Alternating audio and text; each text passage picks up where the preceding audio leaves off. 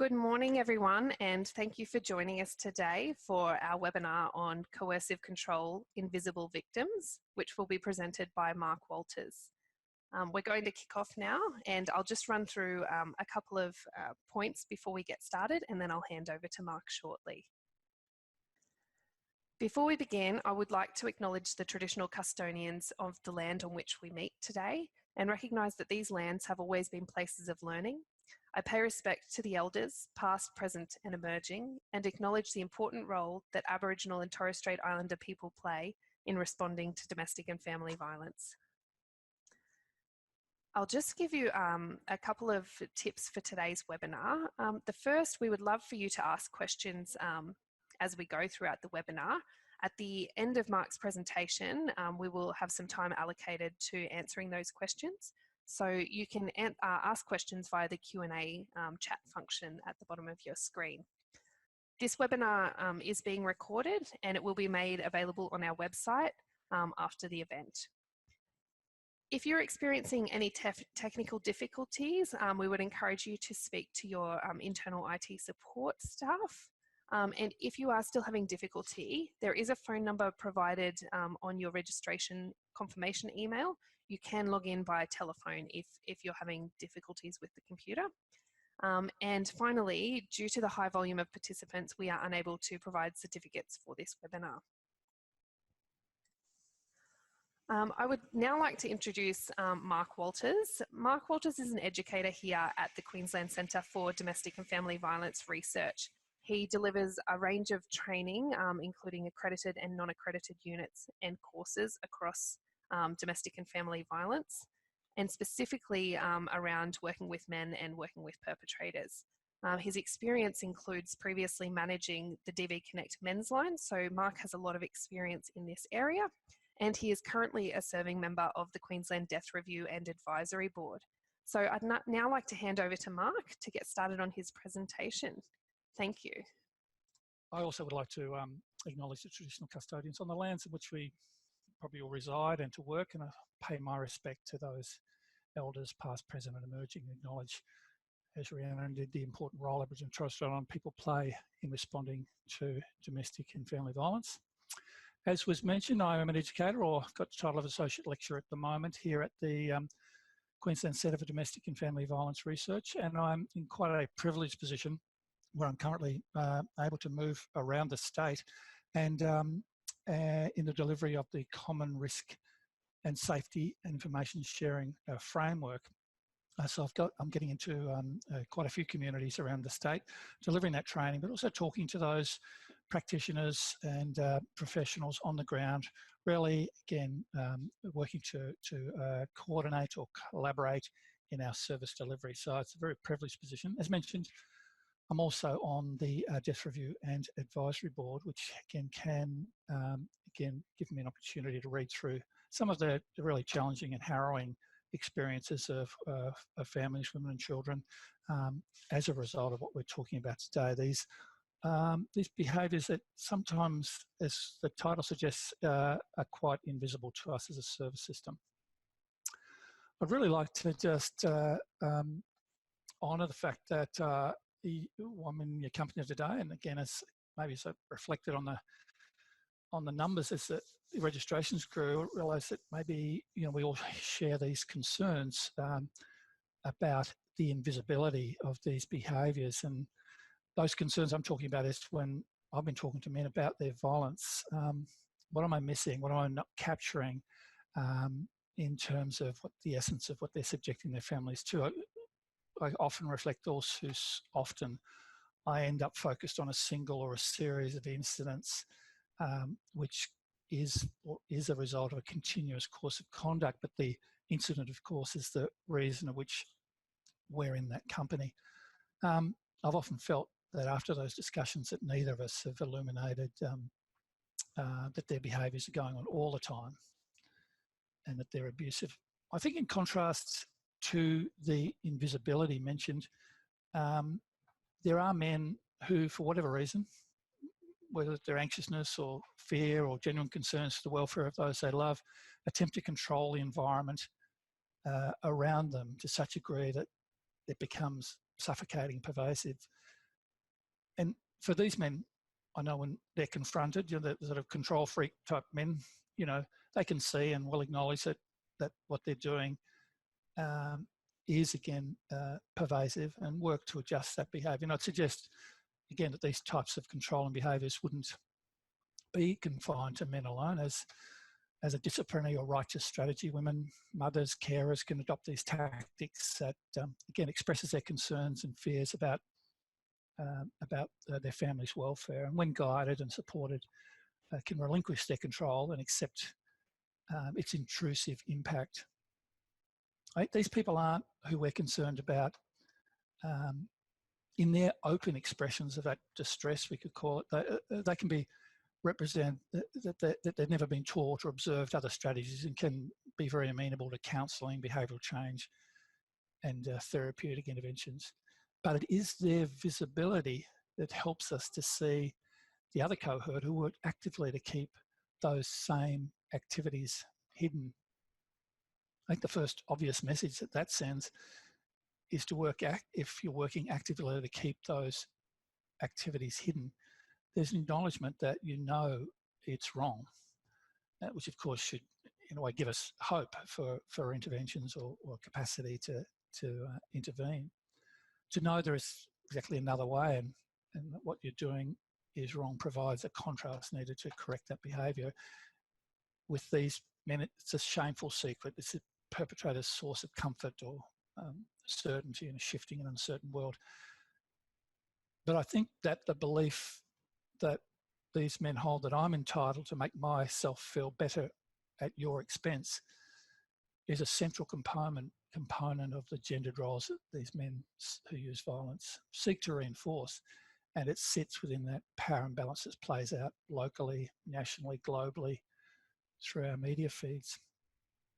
Sadly, we learn most about coercive tactics and control too often through the coroner's reports about the life experiences and the untimely deaths of those who live or have become entrapped by controlling men.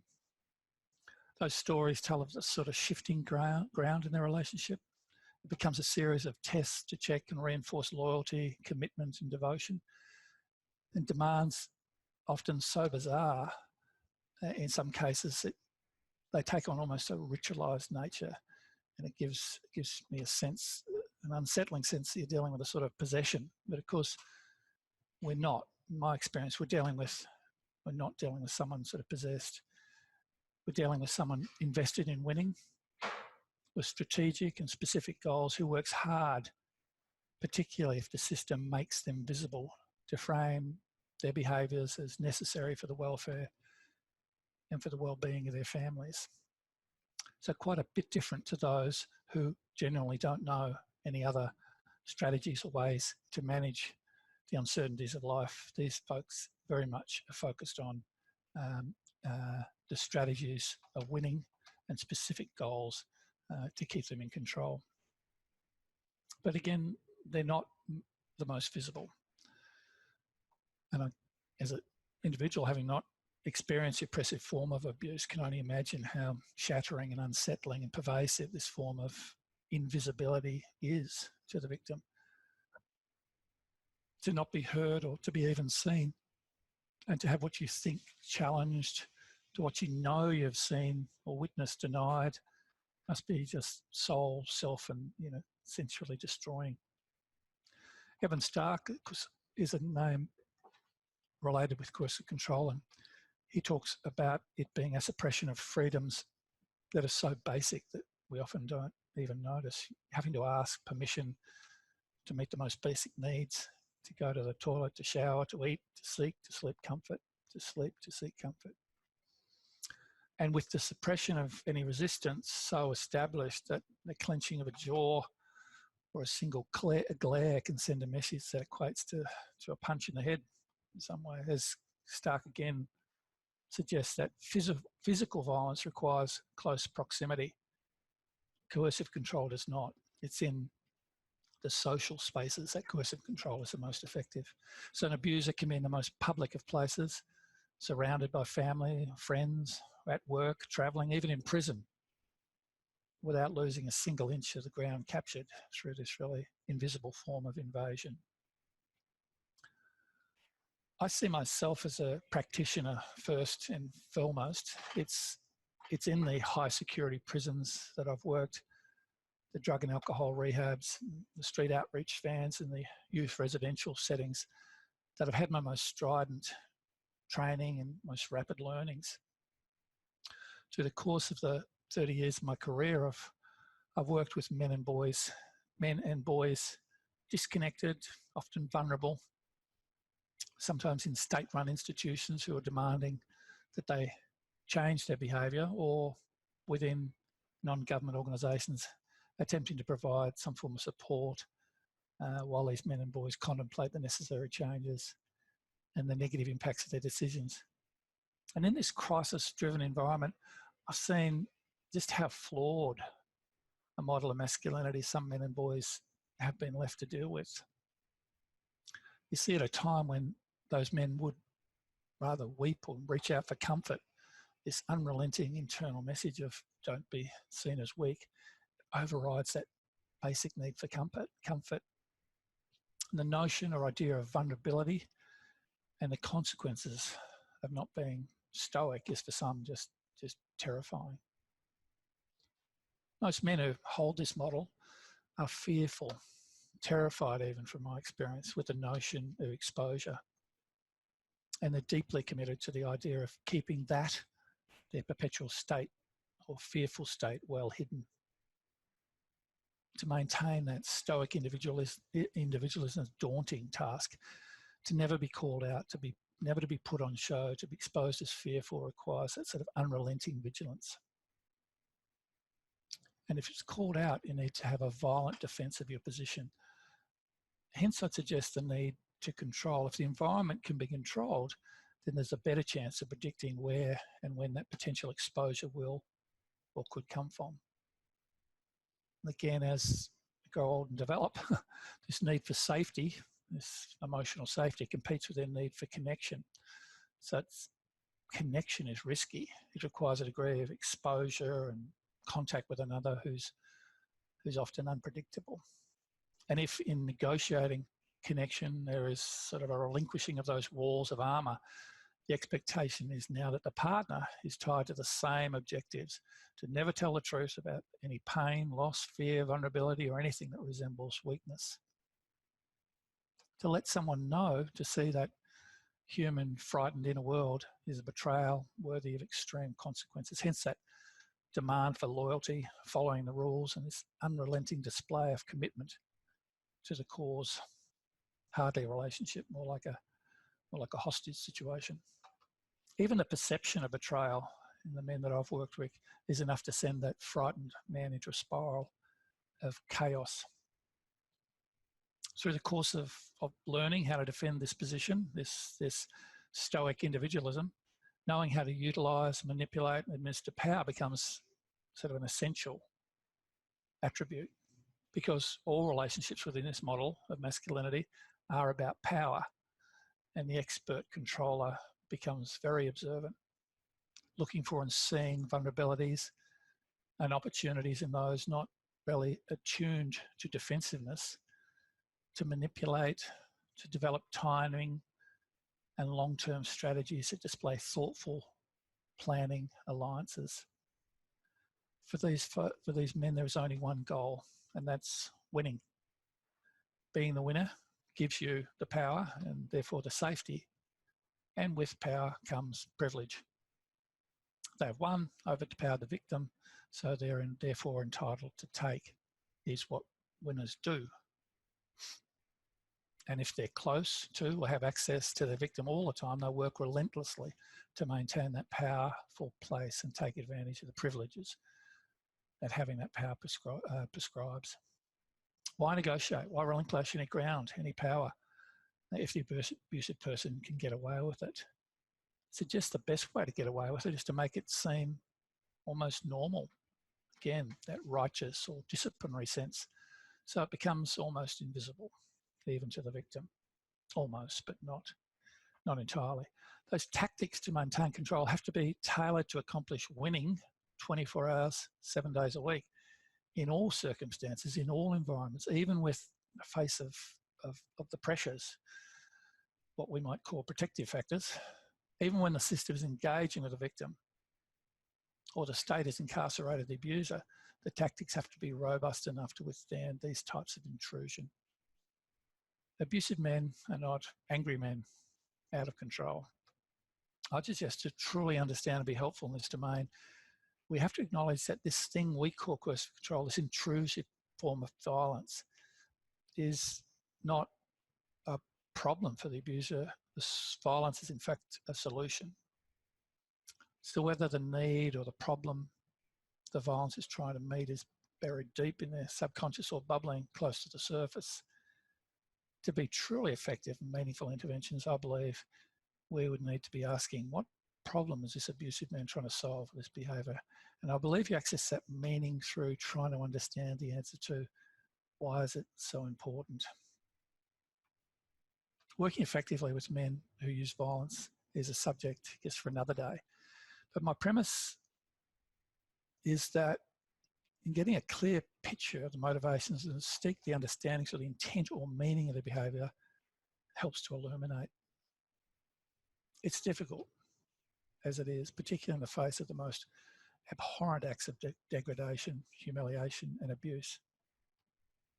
I think at this point I'll insert that caveat that, in seeking to understand or define the behaviours that constitute coercive control, I'm of course by no means excusing those who use it by framing the a male abuser as suffering. Although not all similar, there are of course many people who have experienced adverse childhood experiences and internalise and work with it in very different ways to achieve different, safer outcomes. Very few of those people demand that their partners and children absorb their suffering and fear, which would be Clementine Ford's words. It's not the role of women to absorb men's suffering.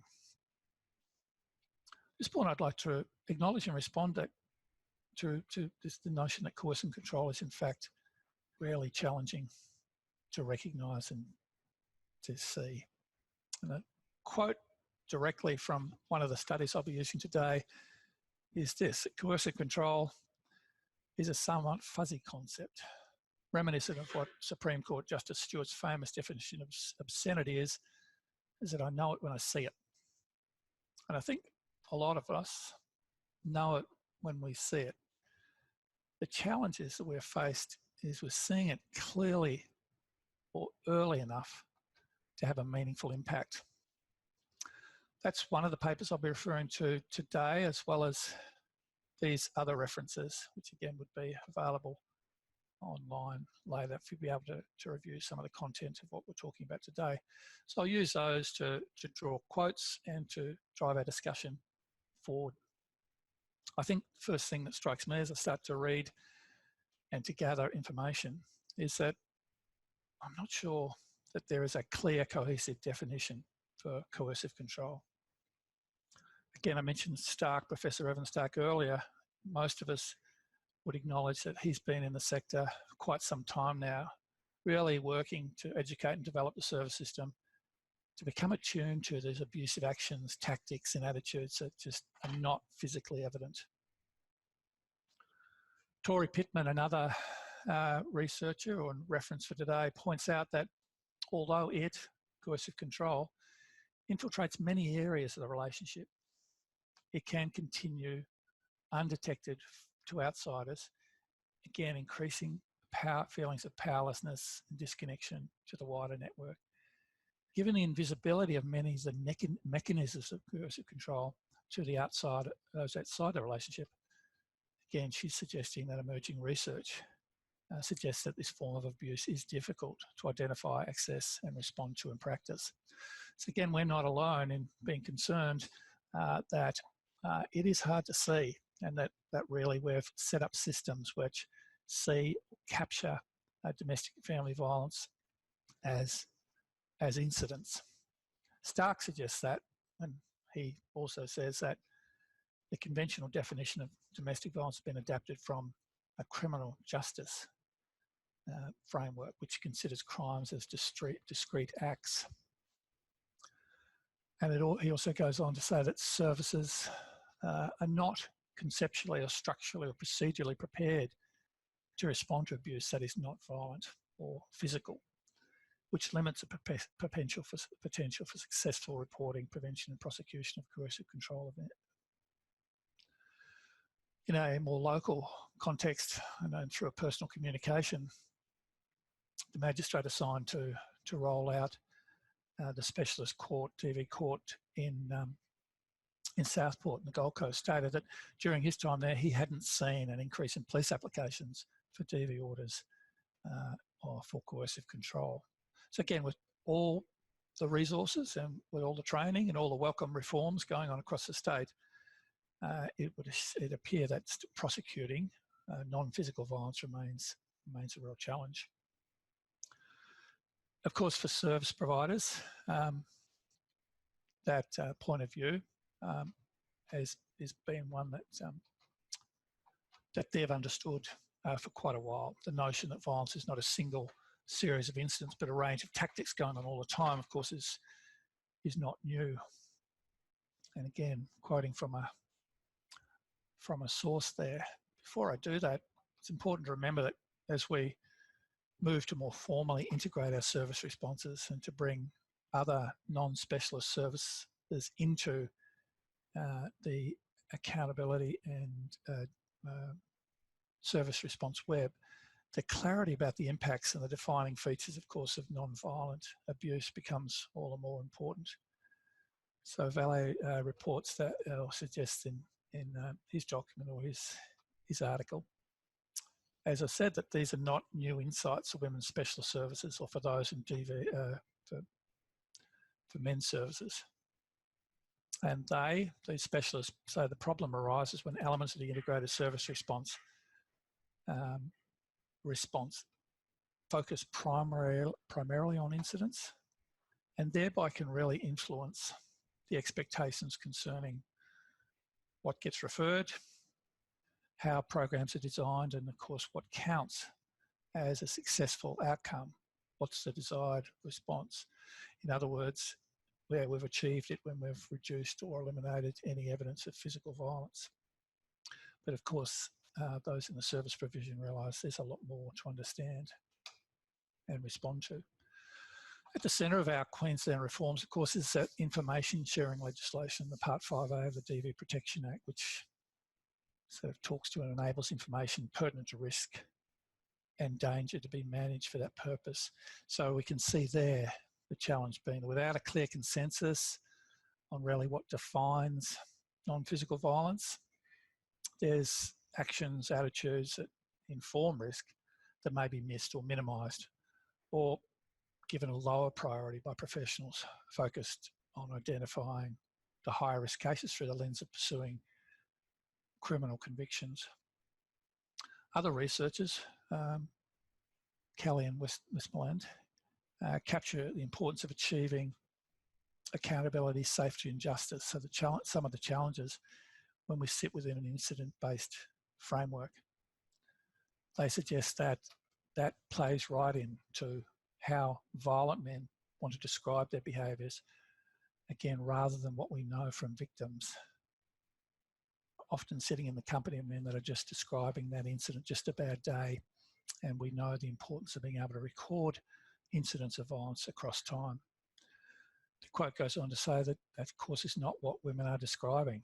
They're describing an ongoing everyday reality in which much of their behaviours are micromanaged by their abuser, everything from what they wear, where they go, who they see, including the household management and the childcare. None of these, of course, as they suggest, are incidents or would be considered crimes. So the idea that, that DV is a series of incidents is also reinforced sometimes through the language. And again, cited from Vallis, he says that the narrative reinforced through those terms like recidivism or recidivist offender or reoffending really buys into this notion that it is an incident, that these periods where no abuse is occurring. And of course, our system's built on these police call-outs to family violence incidents and often the way in which our crisis services are funded or understood. And again, this is distinct, as is said there on the slide, to the more pattern-based understanding of domestic and family violence. Again, acknowledges the continuous use of the perpetrator of a range of tactics. I think it's important, of course, to highlight that coercive control and physical violence are not two unrelated things. In fact, physical violence can establish the fear necessary to control in a non-physical way. So an act of abuse on a pet or something could establish fear. So I can break if I was abusive in the family, I'd break the dog's ribs, send that sort of shockwave through the family. And now, of course, that physical violence doesn't have to be repeated, because I can just sort of kick the dog in a threatening, kick the dog bowl in a threatening manner, raise my foot towards the dog. Now I've started to be able to control the family in non-physical ways. Of course, women aren't static things having stuff done to them. Of course, they're very active in their own resistance. And it's, of course, important to point that out, that often as a service provision, we need to come in and provide value to what it is already established in terms of their own safety strategies, but without recognising how out of view or how subtle those representations of control can be. It quite often will be asking the wrong questions or providing an ineffective way in which we're responding to what's really going on. It's hard to get police motivated to come down because he's just put his fork down a threatening manner or closed the door in a manner that sends a shockwave through the family. So all right, let's get down to some of those definitions. Again, Stark talks about it being this harmful and unwarranted control of one human being by another. Yep, we can acknowledge that, which is caused by a myriad of small actions, probably exactly where we were with that notion that you can put your fork down a threatening manner or close your door, glare, clench your jaw. And it can be established by the repetition, sorry, I clicked on too early, by the repetition of either physical or non-physical actions. I do remember our colleague David Adams being out, and when he was talking about his father's behaviour, his father used to come home and park in the driveway and just sit in the car for a period of time with the intention of sort of driving the anxiousness or the anxiety up. David Adams being a leading researcher and academic and expert in the US, who's come out and delivered training for us a couple of times. But again, his father, knew exactly what he was doing. Those small actions, so coming through the door, closing the door in a certain manner, were able to, again, send that shockwave through the family and increase that control. But again, our goal is trying to again, see it. These myriad of small actions, of course, add to our woes of not being able to see it. In reading some of the articles, noticed that in England and Wales 2015, coercively controlling behaviour became a criminal offence, and they, along in their act, defined these actions accordingly. So again, it captures a lot of what we've already been saying. It's a range of acts designed to make the person subordinate, dependent, by isolating them from sources of support, exploiting their resources and capacities for personal gain, depriving them from means and need of independence, resistance and escape, regulating their everyday experience. Coercive control is a continuing act or pattern of acts of assault, threat, simulation, intimidation, and is used to harm, punish or frighten. Again, it's important to note that there isn't just one style used by every perpetrator of coercive control. I look for those sources of vulnerability, as we said back earlier in that discussion about managing or re-establishing their power or maintaining their power. They look for those points of vulnerability and exploit those. Again, researcher Pittman argues that assessment of this pattern of coercive control is critical for best practice, especially, as Stark points out, that the tactics often resonate normative constraints for women in society and can reflect wider gender inequalities, which can reinforce invisibility and particularly hard to identify. And, you know, this notion that, yep, I make all the decisions, I fill out the forms, I answer the questions, I control the monies, can sometimes be viewed as sort of a normative. That's the bloke's business, that's what they do. So again, these guys are not sort of angry men out of control. They're quite thoughtful in how they plan the tactics that work, that have that sort of underpinning capacity to really enlist a meaningful negative consequence for not complying to the various requests. I mean, not complying to the various requests. Again, drawing on Stark, he terms domestic violence as a liberty crime, which is an interesting term I hadn't heard before. Liberty crime, which is of course very succinct, what was being described by those definitions.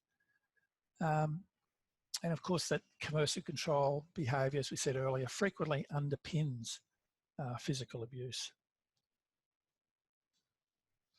And this researcher, again from something published earlier this year, suggests that understanding that coercive control may be a precursor for physical violence should not be the only or sole reason for identifying and responding to a coercive control.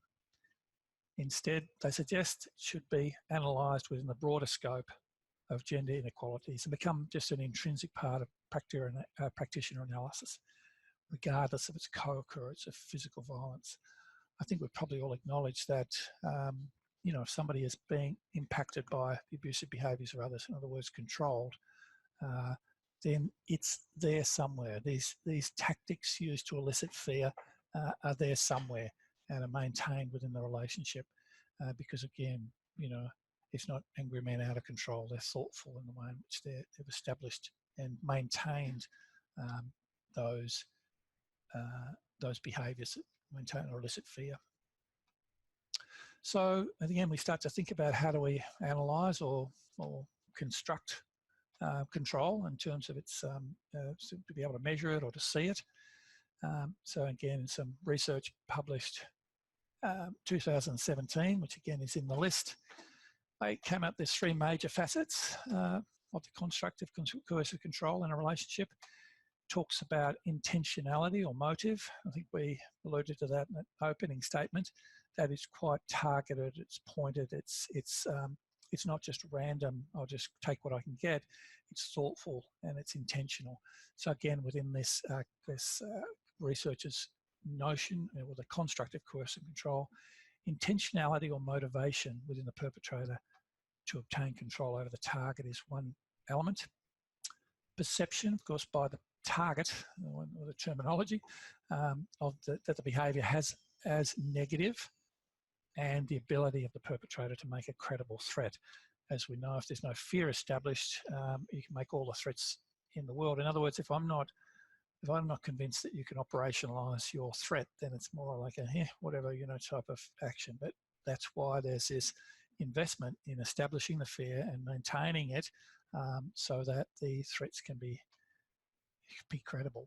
So I guess sort of in an operational sense, it talks at abusive tactics, as I've said before, being strategic, intentional, and meaningful enough to cause her to change her behaviours to avoid the negative outcomes. So in other words, I'll target those things that are meaningful to you. I'll destroy the things that, you know, you cherish. I often talk to men who claim to have lost control, but when we unpack what gets hurt or destroyed, it isn't the TVs and things. It's, you know, her precious things that got knocked off, or meaningful photos. So this is quite targeted and intentional. And as it says there, it also requires that she believes the perpetrator is capable of doing what he says he will. So establishing that capacity early is part of the operationalisation of coercive control. And then, of course, we get into the idea that there's learning or conditioning. So, for example, you know, you've done what he wants. And then, of course, when that's followed by taking away the threat and negative consequence in the terms of the compliant behaviours, then, as we talk about, negatively reinforced. Yep, you put out, you gave me what I want, so now I won't destroy your work clothes like I was going to. So again, the threat was, You're left going, because of course work is meaningful. It gives you autonomy and purpose. I'll challenge or I'll threaten your capacity to go to work because, of course, it's a negative outcome or negative consequence. So using that to again increase its capacity to get you to comply to what it is that I want. And again, if the proposed negative consequence sort of no longer has a desired effect, in other words, knock yourself out, I've quit work, I don't care, whoops, the thoughtful and strategic planner usually has a contingency plan, fall back on. So another point of vulnerability, for example, the children, maybe targets that yield the most immediate results. So again, back to that notion or idea that there's thoughtfulness, that there's strategizing. These are things that have been developed if we're holding this flawed model of masculinity. I need to control every aspect of everything. That was part of the thing that the person learned, that the abusive person learned early. I need to again have fallback positions. I need to have strategic plans if this one no longer has that impact or effect. Again, a long way from what a large part of the population believe, that again, when we do those attitudinal surveys or the community surveys about attitudes towards violence against women, there's a large portion of the respondents that still conceptualize violence as angry men out of control. When you think about this sort of notion, this tangled notion of coercive control, it's no wonder there's models like webs or cages have been proposed, to help us conceptualize these experiences. And again, that's part of the reading if you consider to do more of it. There's a lot of thoughtfulness, there's a lot of skills, as I keep mentioning. Again, the idea that we can only advance our understanding about coercive control if there's capacity, adequate capacity theoretically and empirically to measure it and to see what it is. There's been a lot of differing ideas about how to define coercive control and not a lot of consensus on how to measure it. So again, it remains, in terms of academically, it remains somewhat elusive construct. Again, as the slide suggests, if you read this particular paper, 2017 paper, they reviewed 22 different tools and there was a broad range of operational definitions. And of course, that all confounds comparisons, and of course, there's generally a finding of low psychometric validity, which is that term used to say, is that item, that question being asked, accurately measuring what it is that we propose to measure? In other words, are we measuring coercive control or are we measuring something else? Something, of course, that's always yields great result is qualitative data, which includes interviewing those that are experiencing DV. Again, Torna Pittman's paper shed some real lights on some of the common tactics and attitudes and beliefs of men who use coercive control. So they found that the respondents, a common response across all the interviewees, with this sense that they, the women, were reduced to an extension of their partner. So they felt that the centre of this model, which they aptly called the trap, building on the idea of webs and cages, at the centre of it was this sense that their partner's unrealistic entitlement, their notion of feeling superior, but also their partner's real adversarial attitudinal style. Again, you can see how, frightened men trying to build defences around their capacities, their incapacities, or their fears of being exposed, can end up just this superior, entitled, adversarial person. Again, the women are represented in their responses to the questions that they ended up like an extension or a possession of their abusive partner, and they're expected by him to adjust and adapt to all of their needs, and that their adversarial attitudinal stance meant that their partners insisted on always winning, being right, that the pursuit of that goal was relentless. Again, placing their own needs, their partners or the respondents' needs or standards at expense well below their own.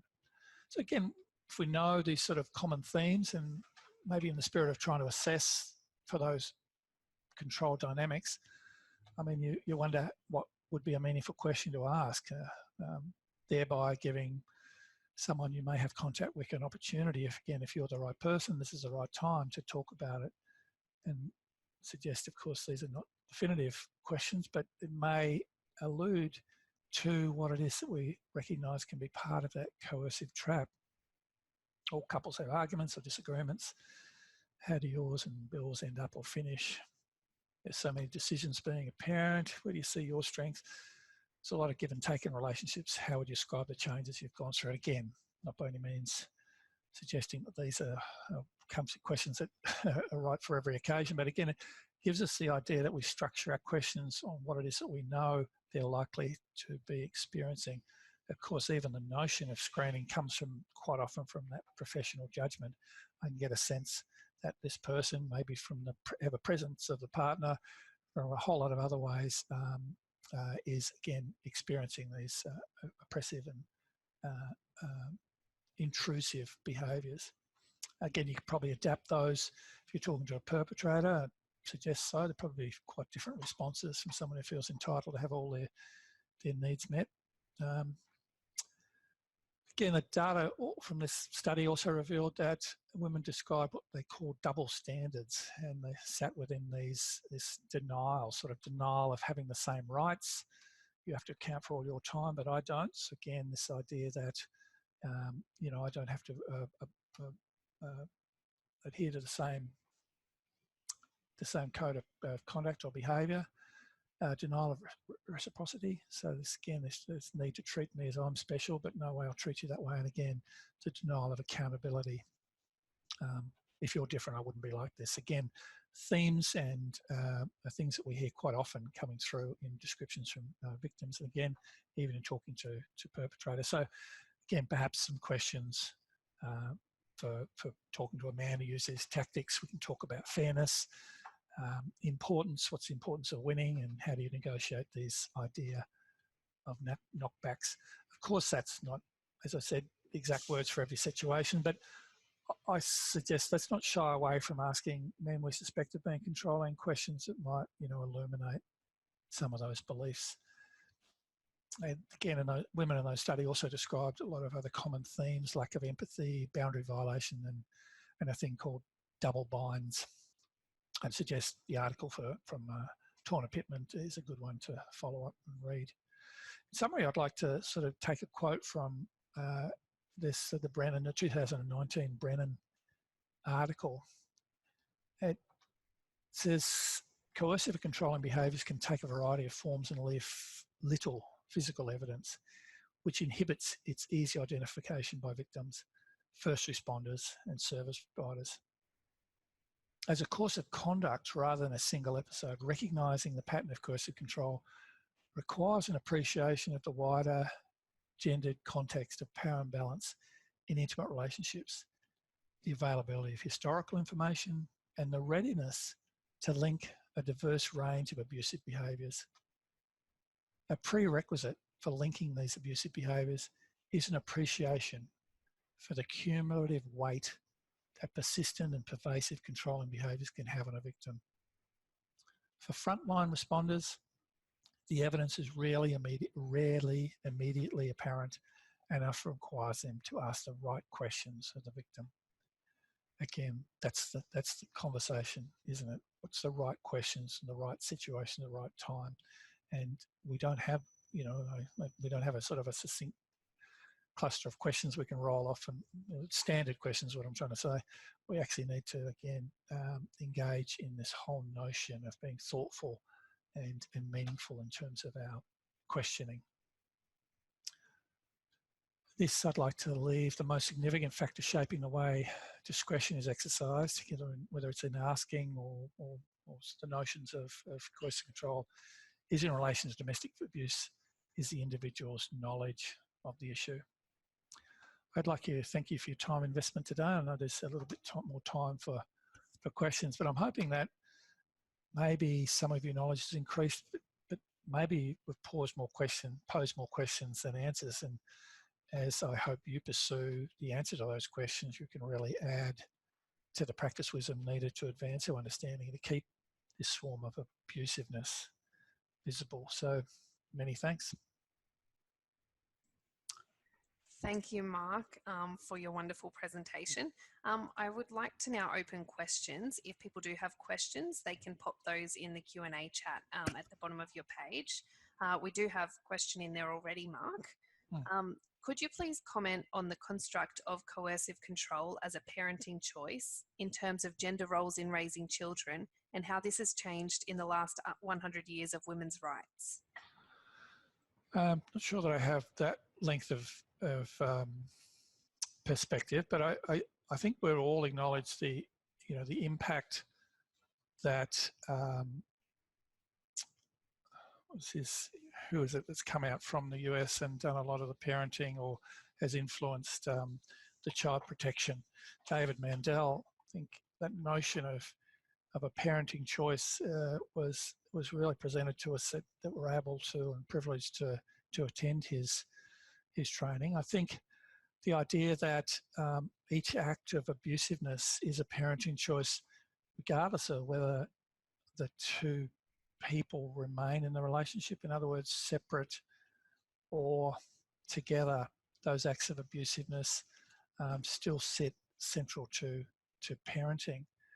I think coercive control, I think the utilisation of the children as pawns or tools to maintain that coercively controlling behaviour post-separation is pretty central to most people's understanding about how the challenges in separation, as Stark would suggest, it's not a single act, it's a process over time, and that separation and negotiating that with respect and everyone maintaining their own due diligence to maintain their own emotional worlds and to not dump their stuff or to use the children as pawns is becoming more and more urgent, necessary, and as an imperative to address.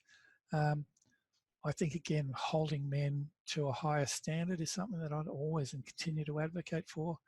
It isn't that we need to drop the standards to sort of get more men over the idea. We need to actually raise the standard high for men, both in their parenting, in their relationships, in their respectful communications, in their allowing those that they love space for action and autonomy and independence. Whereas I think, as I probably said historically, we've excused men's notion that their partners, their families are their property. The worst scenarios years ago, centuries ago, we could be sort of bought and sold and, all those awful representations of ownership. So I think as we keep maintaining this awareness and this presence of the fact that we as men need to challenge other men to step up to a role, to rise up to meet the demands of parenting and partnership, but also to talk of the benefits of closeness, intimacy, and to letting some of those flawed models of masculinity go. All the benefits can be in terms of some of those, the closeness and the connection, the nurturing, the love, all that stuff. But again, a challenge to sort of find our way in to fracture some of those very fragile but well reinforced models of masculinity. I hope I captured some of the essence of that question. Thanks for the question. Thanks, Mark. We've had a couple of others come through. We've got one from Di here. Hi, Mark. In your experiences, how have most men been outed in their perpetration of coercive control? Yeah, it's an interesting question, isn't it? How do we sort of call out or out men for coercive control? And I think the influence of those academics and researchers and trainers that talked about bystander intervention, really started to focus us as to what we're allowing to go by. As other men, hearing men joking or talking about the need to keep a tight rein on the piece of work, we started to really acknowledge, boy, I'm tacitly condoning a lot of that behaviour. I'm not violent in my life, but I'm silent. And in that silence, I'm allowing all that stuff to go by. I think some of the things struck me is when I heard, you know, the power and the impact of communities, or so it's a bit like when you've got a community that or a culture that a person wants to belong to. So whether it's a football culture or a church culture, a sporting group or something, behaviour can be shaped through that. Then that calling out of those attitudes and beliefs that ultimately lead to or represent coercively controlling behaviours or dismission or disregard for other people's rights or this overarching sense of privilege, that can then be shaped by that if that culture is clear and consistent in its representations of what respect, equality and things look like. Now, again, we're all concerned about when we overemphasize the impact. Oh, look, like the NRL club or something can really sort of hold men to account, and then we see that those representations of how they just sort of let drop the ball, or you know, the game becomes more important than the message, or all these things. But we hold up hope all the time that collectively, we as men who start to build our awareness, built on, of course, the analysis our colleagues has helped us understand, start to call out each other for those subtle representations of that idea or that notion of ownership. Of course, we're not talking about foolish men who are just openly blurting out the way in which they're behaving. They're quite subtle. So quite often you end up, calling out members of your own family, seeing representations of it within, you know, the history of your family, and start going. My own life started to really recognise, here, this has been pervasive, and a way in which men have behaved towards their partners. My brothers behaved towards their wives for quite a long period of time. So we've had to start a sort of a re-education process. So I think that calling out, the notion of men calling out other men, sits at that simple notion that the behaviour we let go by is the behaviour we condone, we tacitly condone. I think that was Kaufman, was it? You know, not all men are violent, but most men are silent. So it's finding voice. It's again being clear. It comes right back to into reflection, doesn't it? What is it that I've actually not even thought about in terms of my own privilege and entitlement? And I liked what was getting around, I think it was a year or so ago, out of White Ribbon. You know, you can't be what you can't see. If you haven't seen it, if you haven't examined it, you can't represent fairness, equality, justice, accountability, safety, any of that stuff. Again, I'm hoping you've captured some of the essence of that question. Thanks again for it. Thank you, Mark. We've got a question from Sian now. Could you please speak a little more to the role of coercive control in sexual violence and in pregnancy? Yeah, again, I wouldn't propose or purport to be an expert around sexual violence, but would absolutely acknowledge that violent men in the lounge room don't change their behaviour going through the bedroom door.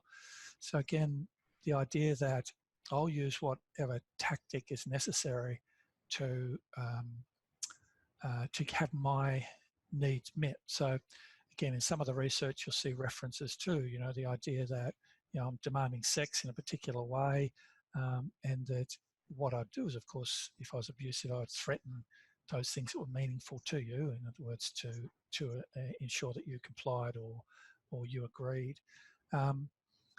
It sits at the base of all those power relationships, doesn't it? Coercively, I've found where your vulnerabilities are, and then I'll use those to exploit my own expectations and demands and desires. You know, the sad reality is that very few acts of sexual violence reported officially, and probably it's again even more invisible than this invisible notion of power through coercive control. But again, I wouldn't purport to be an expert around understanding how coercive control directly interrelates with sexual violence, except to know that men's demands for sex, men's demands for things, you know, they see on pornography and other things, again, are just related.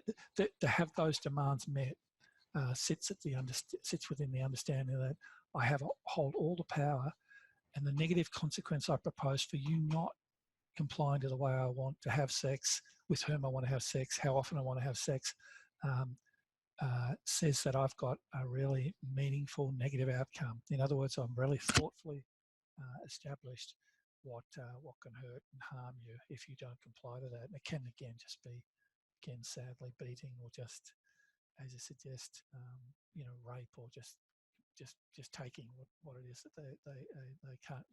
It's not about negotiation. Again, I hope I've captured some of the essence of the question. Thanks, Mark. And Sean, I will just add for all of the participants, we are looking at hosting a webinar specifically around reproductive coercion later in the year. So that will cover Sean's question in a lot more detail there. Mark, we've got a question from Linda now. Hello, Mark. Definitely food for further thought. I am wondering about how you have found people have responded to being named as creating coercive control, given the proposal that this control is potentially covering an intrinsic fear. Yeah, it's a really great question. Again, it's, the idea of being able to work therapeutically with someone is this, commitment to, let's unpack some of these defenses that you've got around you. And quite often, these notions, again, not all, but the notions that their actions are resulting in their partners changing their behaviors can, to some of them, be almost like, illuminating, or I just sit within this expectation that all my needs get met. In other words, unexamined entitlement or privilege. And I think, you move towards this idea. Again, I think coercive control and some of this terminology is our language. I find other ways to frame how it is that or I've found other ways to frame how it is that these actions are really covering up that terrified or frightened little boy that resides within. I remember, the shock almost of that first big, huge body who came into my door when I was working at Barellan, so medium security prison, came in and really just burst into tears. And now, of course, I'm so used to, or I'd bought so much into this sort of, stoic, I'm feeling nothing model, that when I saw, the humanity, the human, the hurt, I was reminded, of course, again, that's just below the surface, and no great surprise, really. Now, of course, with all that trying to resist the idea that the shame and the vulnerability, the questioning and the moving forward, that the insight building has to be quite thoughtful and strategic. And again, I'm always saying engagement is the key determinant to change. Without engagement, I can have all the best suggestions for you, all the best solutions, all the best theories, all the best techniques and tactics. But unless that person can feel that I've engaged, it comes right back to the questions that I ask. If they are meaningful and actually address what it is that I am going through, or in a naive inquiry, sort of saying, help me understand what it is that you're going through, then I'm way more probable that person will go away and contemplate some of that insights and start to build some of those notions. Of course, it's going to be different for every person. Some people have come into my office at various places in my journey and asked directly for information. What's going on? What's happening? What are some of the terms?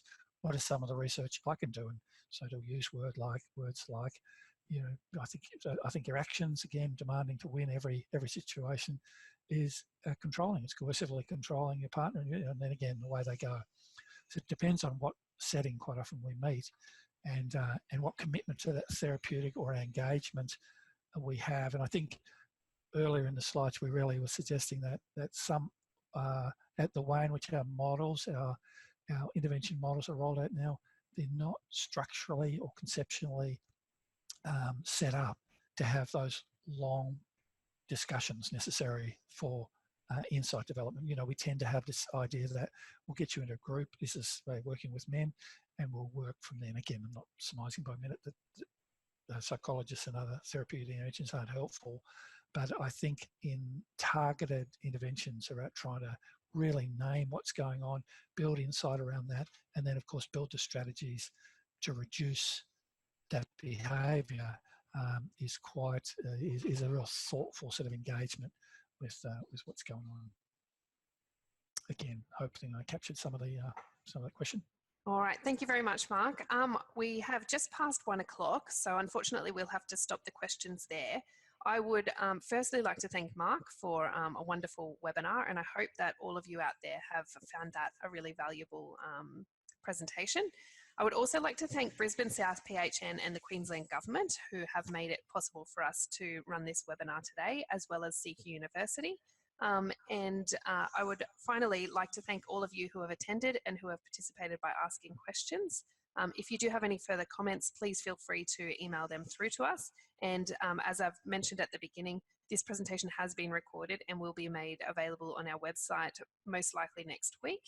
So for anyone who wants to revisit that presentation and have a look over those slides, that will be possible there. Thank you, everyone. Thank you.